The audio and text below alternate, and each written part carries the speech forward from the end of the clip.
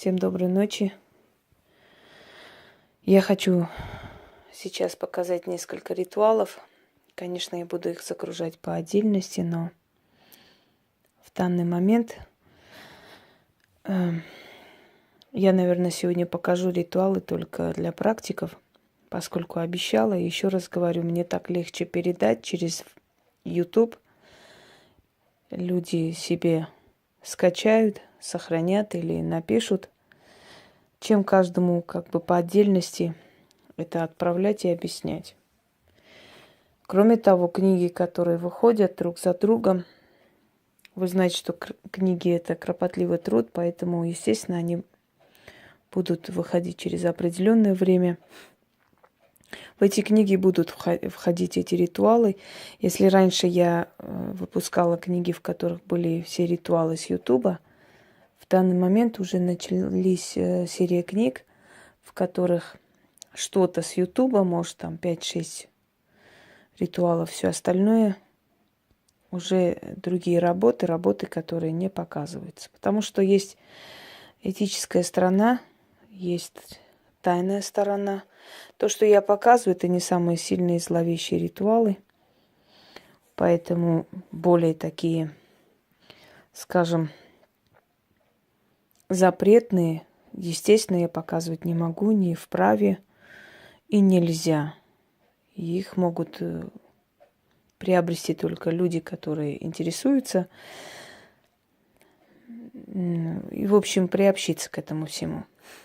В данный момент перед вами копия человеческого черепа, полностью копия. Естественно, неэтично вам показывать настоящий череп. Может, кому-то очень сильно интересно. Здесь у меня нет черепа человека. В Москве нет. А вообще я вам скажу по секрету, что ведьмы платили ныряльщикам или людям, которые часто купались, ныряли на дно рек. Ну, озер тоже можно, но больше рек. Вода должна быть пресной. Для того, чтобы те достали им и принесли череп утопленника.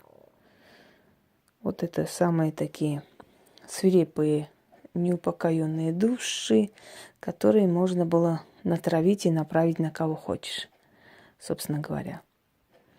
Но, естественно, через экран вам человеческий череп показывать никак невозможно. Поэтому это не череп, не настоящий, хотя копия человеческого черепа. Почему он есть, и почему здесь символы смерти, потусторонности и так далее? Потому что ритуалы темные, ну и светлых-то, в принципе, светлых и темных нет, есть просто те, которые безвредные, есть те, которые для простого человека очень вредны, если он туда полезет и посмеет, да, если у него хватит наглости туда лезть и трогать эти ритуалы. Так что все относительно в этом мире. Дорогие друзья, я хочу сейчас вам подарить ритуал касаемо определенного легиона демонов. Может быть, кто-то слышал, вообще информации очень мало об этих темах и понятиях. Легионы. 9-й легион демонов считается высшим легионом демонов после темных сил, после тьмы. И 9-й легион руководит всеми легионами. Если помните, в Библии, когда Христос снимает злого духа из человека и направляет их на свиней, да, но прежде чем снять, он спрашивает: кто ты, как твое имя? И тот говорит: нас много, мы легион. Так вот, вспомните, сколько там было? 10 тысяч воинов, насколько я помню, в легионе римском.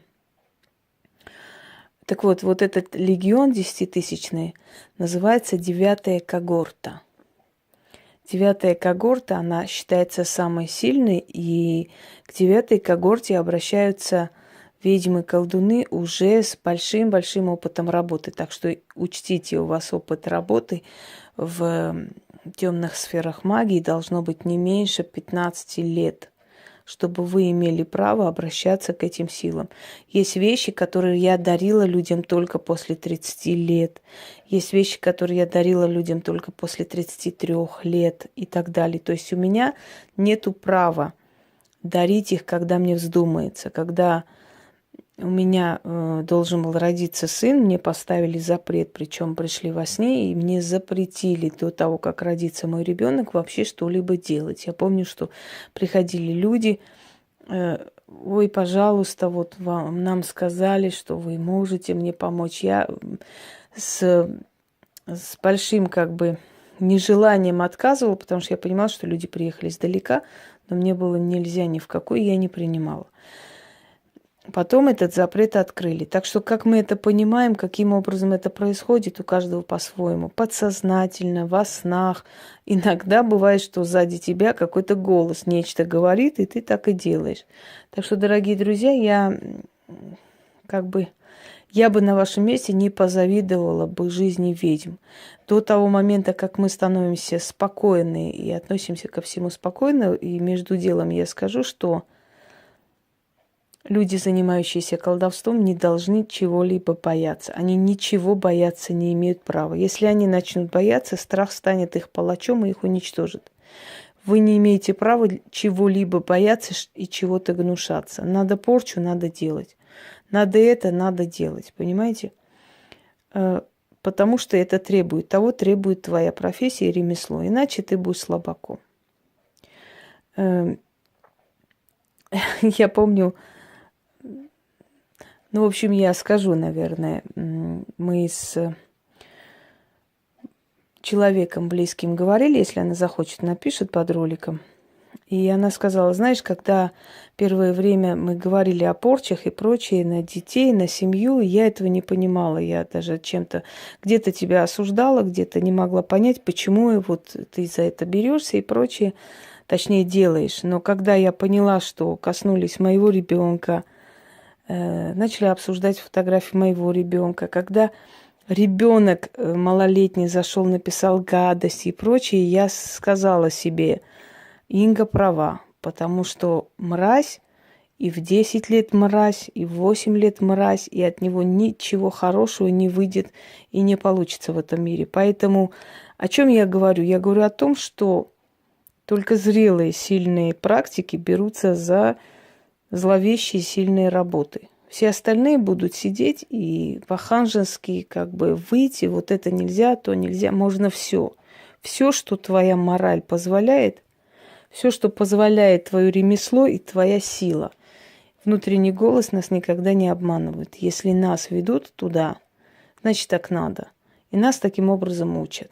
Так что, дорогие друзья, если вы хотите колдовать, либо вы колдуете, либо сидите и читаете Евангелие и целуете папу руки. Одно из двух, третьего не дано. Вы не можете быть и святыми, и посылать людей в церковь, и иконы ставить рядом, и при этом всем еще и заниматься черным ремеслом. Это будет либо лицемерие, двуличие, вранье, либо вы ничего не мыслите в магии, или то, или это, собственно говоря. Так что во имя Отца и Сына, ну вот так дальше идите и говорите.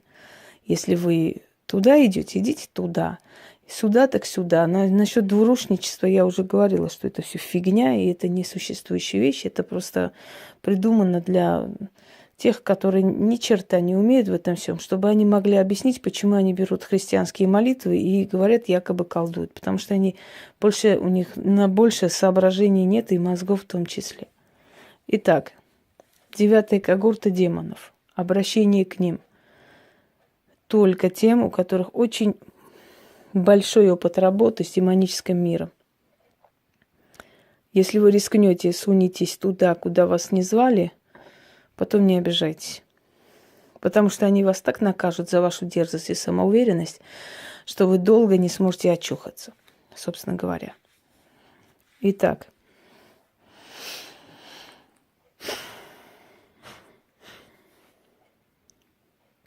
Начнем.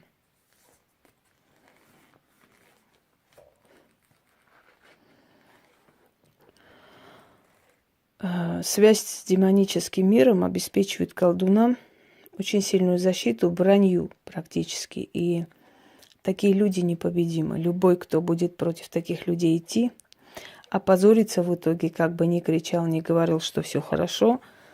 Есть очень много фактов, говорящие о том, что все плохо, когда-нибудь эти факты выплывут наружу, всему свое время, дорогие друзья. Но те, которые имеют дело с демоническим миром, защищены от всех и вся. И любой, кто пытается их тронуть, остается ни с чем, абсолютно ни с чем. При всем этом рушит себе жизнь.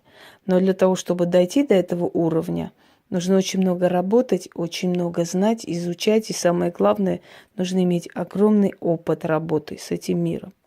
Повторяюсь еще раз, этот ритуал проводят только очень опытные практики. Все остальные, которые сунутся сюда, будут не рады. Итак, призыв 9-й когорты. Призыв тетраграмматон – это древнее шумерское слово, что означает «вседержитель Бог», тот, который держит Вселенную, Отец богов, как хотите называйте. Потом это перешло в еврейство, хотя это шумерское слово. Поскольку он никем не изречен, поскольку ему никто имя не давал, и это имя его от начала времен, поэтому называется неизреченным именем. Итак, пожалуй, начнем. Призываем, говорим свою просьбу в тот момент, когда вам что-то нужно. И далее. Во имя древних сил я обращаюсь к 9-й когорте демонов. Во имя Вышнего, во имя врат хаоса, во имя неизреченного имени тетраграмматон и сил 4 сторон: юга, запада, востока, севера, земли и воды, луны и солнца, я обращаюсь к 9-й когорте демонов. О легион среди легионов, воины-демоны, прославленные 9-й когорты, демоны-воины, легионеры, вам подчинены силы темные, вы властители всех легионов, вам подвластны они и послушны они, есть у вас сила и власть и право им приказать и указать. Укажите им, прикажите им помочь мне в моем деле. Называем, например, пусть они мне помогут достичь всего своим колдовством. Пусть мое колдовство будет удачливым и запомнится в веках. 9-я когорта, услышь меня и дай легионам приказ исполнить то, что я попросила.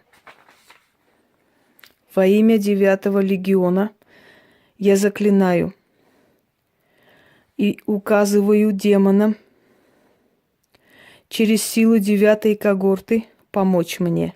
Не я говорю, а демоны 9-го легиона.